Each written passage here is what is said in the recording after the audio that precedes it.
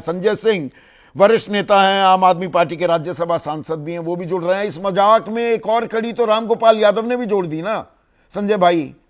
वो व्योमिका सिंह को जाटव बता रहे हैं, बाकायदा जाति सूचक शब्द बता रहे हैं। एयर मार्शल AK भारती जी ये यादव हैं।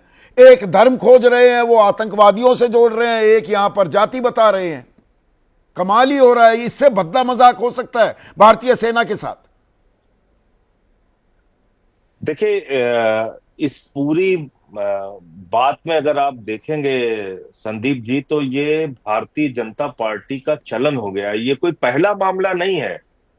आप देखिए कि हिमांशी नरवाल, जिनके पति सेना में लेफ्टिनेंट थे, और आप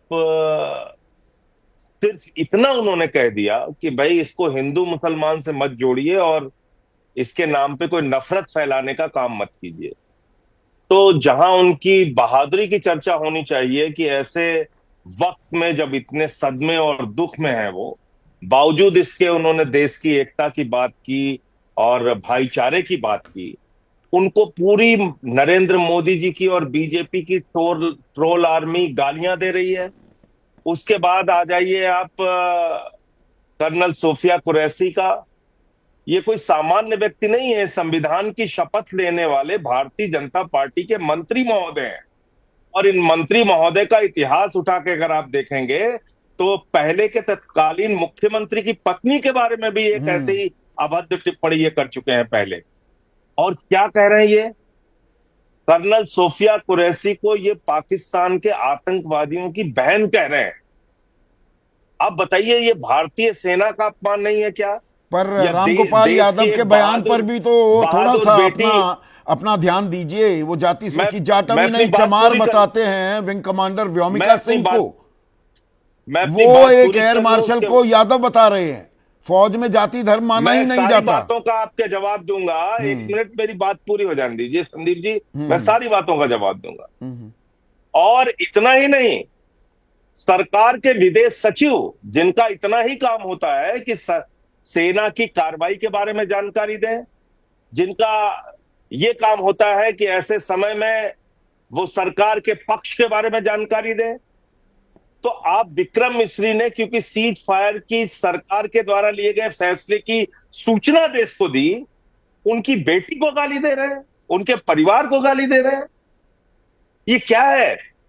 ये भारतीय जनता पार्टी की ट्रोल आर्मी क्या साबित करना चाहती है? ये नरेंद्र मोदी जी के मंत्री क्या साबित करना चाहते हैं? कि सेना की कोई इज्जत नहीं, जो लोग इस देश में अमन चैन की बात करेंगे उनकी कोई इज्जत नहीं। सीज फायर का ये बात आपकी बिल्कुल जायज है संजय सिंह, पर मेरी सुई अभी उस बात फायर का फैसला। तो फौज का सम्मान, देश की एकता अखंडता बरकरार रखने की जिम्मेदारी क्या रामगोपाल यादव की नहीं है?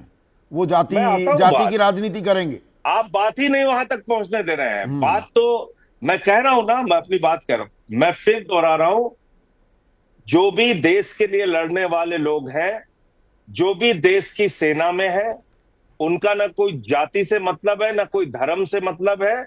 वो देश के लिए काम कर रहे हैं, वो कोई राजनीतिक दल के कार्यकर्ता नहीं है।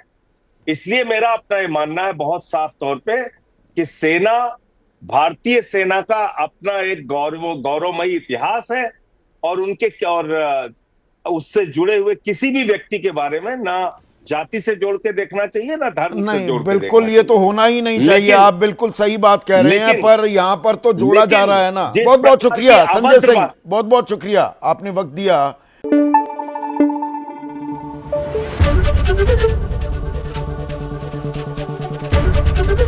ABP न्यूज आपको रखे आगे।